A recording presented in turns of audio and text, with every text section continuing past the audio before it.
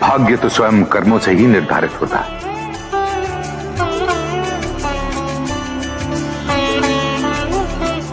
हमें ज्ञान चर्चा का विषय मिल गया है। तो प्रश्न ये है कि हमारा भाग्य हमारे कर्म निर्धारित करता है या हमारे कर्म हमारा भाग्य बनाते हैं। जब भी हम अपने अतीत की ओर देखते हैं तो मन में यही प्रश्न उत्पन्न होता है कि हम जिन परिस्थितियों में हैं, क्या उसका मूल कारण हमारे कर्म है या हमारा भाग्य।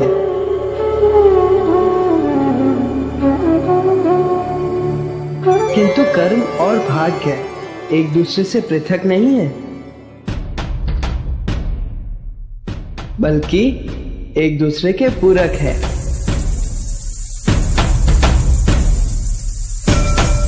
कर्म से भाग्य निर्धारित होता है और जो भाग्य हम अपने कर्म से अर्जित करते हैं वही भविष्य के कर्मों का आधार बनता है।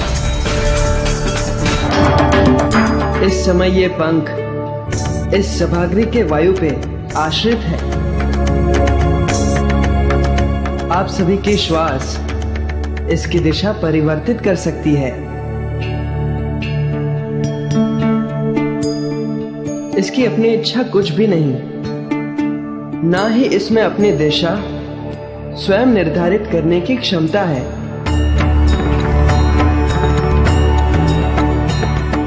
उड़ते उड़ते कीचड़ में गिर जाना इस पंख का भाग्य हो सकता है, किंतु हमारे द्वारा कर्म ना करने के कारण किसी कठिन परिस्थिति से गिर जाना, इसका दोष हम केवल भाग्य को नहीं दे सकते।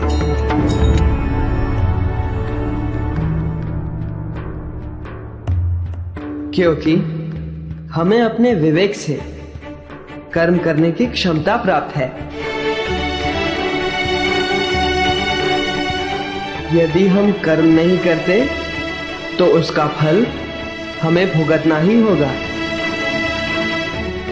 भाग्य प्रबल हो तो वो हमारे कर्मों को प्रभावित करता है, किंतु ये भी सत्य है कि कर्मों की प्रबलता हमारे भाग्यों को परिवर्तित करने में सक्षम होती है। किस मार्ग का चयन करना है ये केवल हम पे निर्भर करता है। किंतु कर्म और भाग्य में कौन अधिक महत्वपूर्ण है? कर्म, क्योंकि कर्म ही सौभाग्य को दुर्भाग्य बना सकता है और दुर्भाग्य को सौभाग्य में कर्म ही परिवर्तित कर सकता है। किंतु कर्म से मेरा तात्पर्य कर्म की पूर्णता है।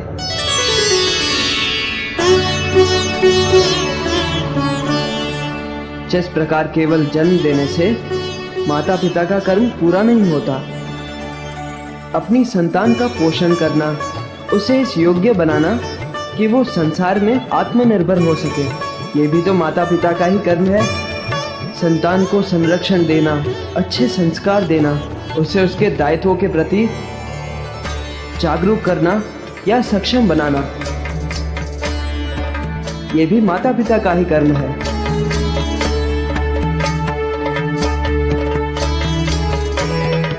कर्म को मात्र एक औपचारिकता नहीं, बल्कि धर्म समझ के उसका निर्वाह करना, यही अच्छे भाग्य का, अच्छे भविष्य का बीजारोपण करता है। श्री गणेश की जय! श्री गणेश की जय! तुमने कहा कि कर्म और भाग्य के मार्ग का चयन करना हम पे निर्भर करता है।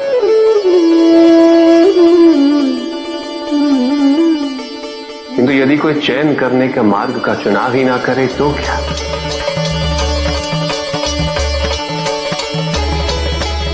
यदि इस पंख के लिए इसका महत्व ही ना हो कि वो कीचड़ में गिरा या किसी के शीर्ष पे अलंकृत हुआ।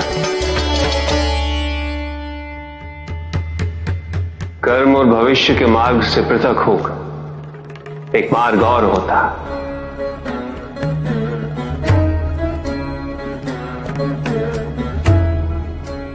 वैराग्य का मार्ग।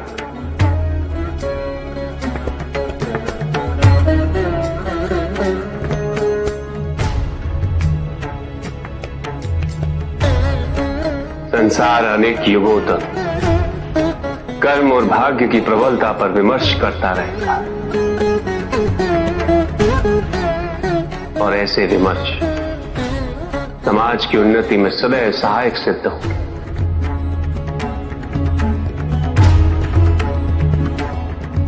ना सम्मान का मोह, ना ही अपमान का भय।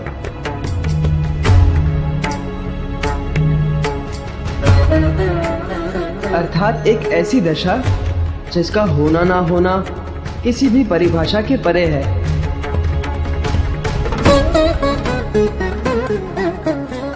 महादेव की श्री गणेश की श्री गणेश की।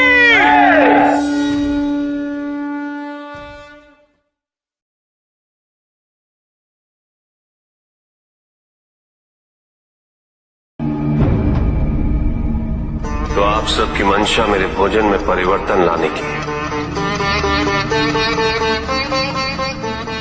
जी हाँ प्रभु, और इसका हमारे समक्ष ठोस कारण भी है प्रभु। विवाह उपरांत आपका जीवन सभ्य समाज की संगति में व्यतीत होने वाला है, और सभ्य समाज में अपक्व भोजन को हे दृष्टि से देखा जाता है प्रभु। इसीलिए अब आप पकवान ग्रहण करके सामाजिक जीवन का आनंद लीजिए प्रभु। आप देवतागण उस जीवन पद्धति को तिरस्कृत कर जो कि आपके अनुरूप और जो आपके अनुकूल ढल जाए उसे आप सभ्य की संज्ञा देते है ना इंद्र? महादेव, इसे कृपया अन्यथा ना ले प्रभु, परंतु देवराज के कथन में कुछ सत्य अवश्य है। पकवान का सामूहिक रूप से ग्रहण करना यह सभ्य समाज का अभिन्न अंग है। अब आप भी इसे अपना ले तो इसमें हानि क्या है प्रभु?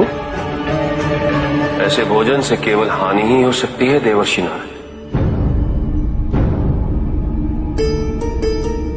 सर्वप्रथम ऐसे भोजन के उत्पादन हेतु जो कि सभ्य समाज का भोजन है और वन्य प्रदेश का विनाश कर उसे खेतों में परिवर्तित करते हैं, जिससे उसके संरक्षित जीव जंतुओं का भी सर्वनाश होता है।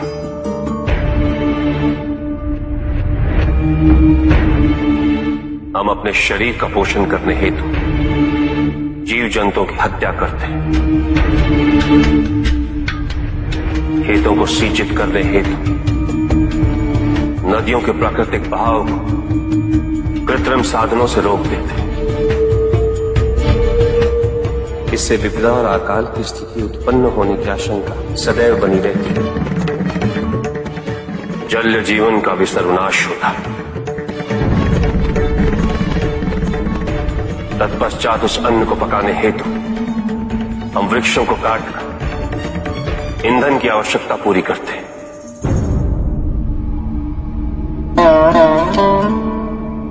और पकाने की प्रक्रिया में उसके सारे पोषक तत्वों का सर्वनाश कर देते हैं। नहीं देवराज, अपने पोषण हेतु मैं अन्य जीव जंतुओं की हत्या कदापि नहीं कर सकता। यह असंभव है।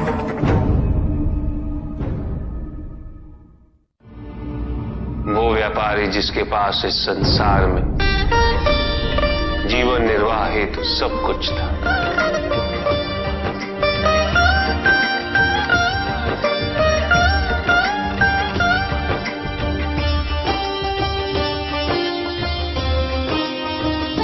उसके पास घर था, छोटा था किंतु उसके परिवार के लिए पर्याप्त था। उसके छोटे से परिवार की आवश्यकताओं को पूरा करने हेतु भोजन और धन की भी कोई कमी नहीं थी, किंतु व्यापारी सदैव और धन संपत्ति संचय करने की चिंता में डूबा रहता था। सब कुछ होते हुए भी वो सुखी नहीं था, क्योंकि वो यही सोचता रहता था कि उसके पास क्या क्या नहीं। एक दिन किसी ने उसे बताया कि नारायण के वरदान से सब कुछ मिल सकता है। धन के लोभ में वो नारायण की तपस्या करने निकल पड़ा। ओम वैष्णवे नमः। और इस प्रकार वो कई वर्षों तक नारायण की तपस्या करता रहा। ओम वैष्णवे नमः। ओम वैष्णवे नमः। ओम वैष्णवे नमः। ओम वैष्णवे नमः। वत्स,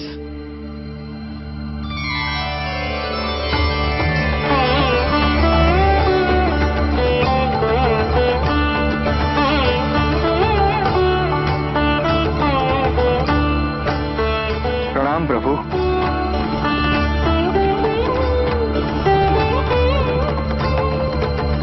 मैं तुम्हारी तपस्या से प्रसन्न हूं। मांगो, क्या वरदान मांगना चाहते हो?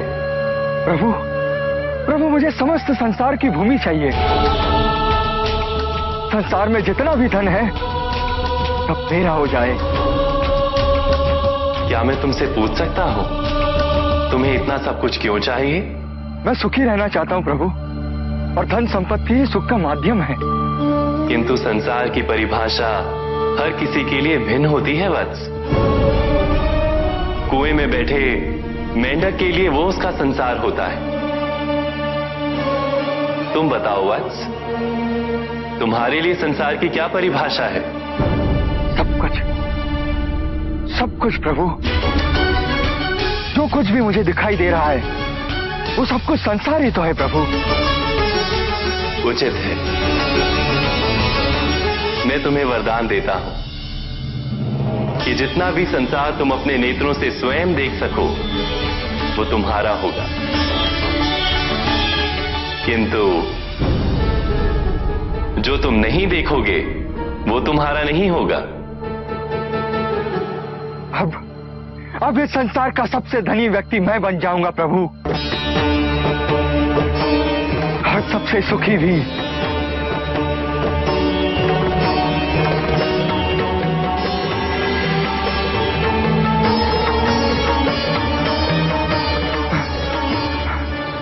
सब मेरा, ये सब भी मेरा। उसने सोचा यदि वो दौड़ के समस्त संसार को देख ले तो वरदान अनुसार सब उसका हो जाए। यहां से वहां, वहां से यहां वो चारों दिशाओं में भागने लगा।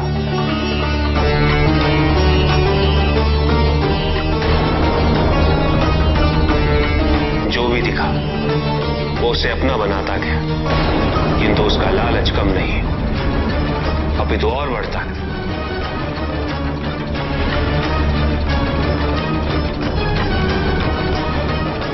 निरंतर भागते रहने के कारण शीघ्र उसका शरीर उसका साथ देने में असमर्थ हो गया।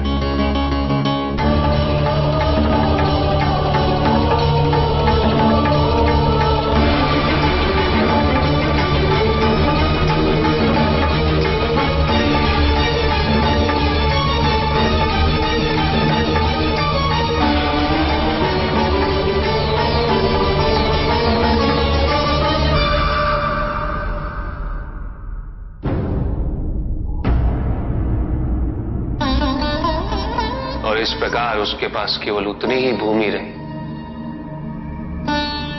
जिस पे उसका मृत शरीर पड़ा हुआ था।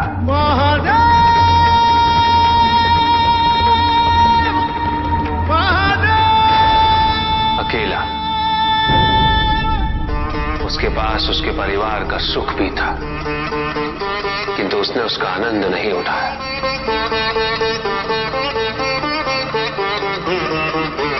इसलिए सुखी जीवन हेतु धन की प्रचुरता नहीं, अपितु अपनी इच्छा और आवश्यकता में अंतर समझना अनिवार्य।